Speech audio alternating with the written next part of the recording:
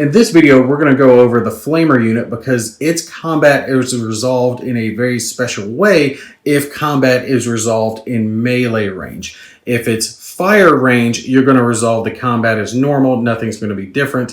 But melee, you will be using these special flame rules when using this unit.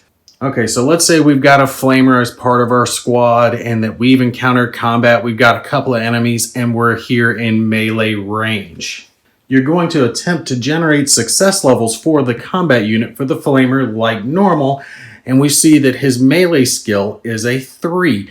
So you would do a random number generation as normal to see how many success levels he gained for that combat skill. Let's say that our Flamer rolled a 4, giving him a single success level for his combat check.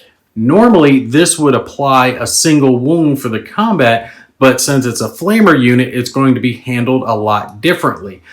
In this case, you're going to do another random number generation and you're going to add the success levels that he generated to that second number to determine how much actual damage the Flamer does. When you do this, on a result of a 1 to 2, he's going to generate 1 flame damage. On a result of 3 to 5, he's going to generate 2 flame damage. And on a result of 6+, he's going to inflict 3 flame damage.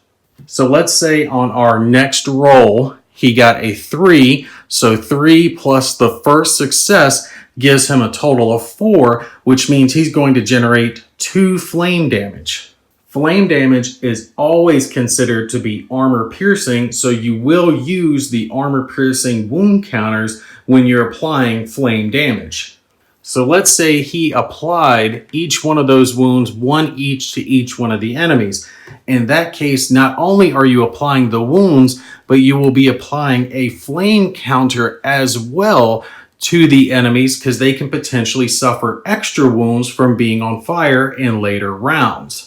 Now, the way this is going to work when they have a flame counter attached to them is on the next combat round in the attack resolution phase. So after you've already assigned all the other wounds, you're going to do a random number generation for each unit that has a flame counter on it.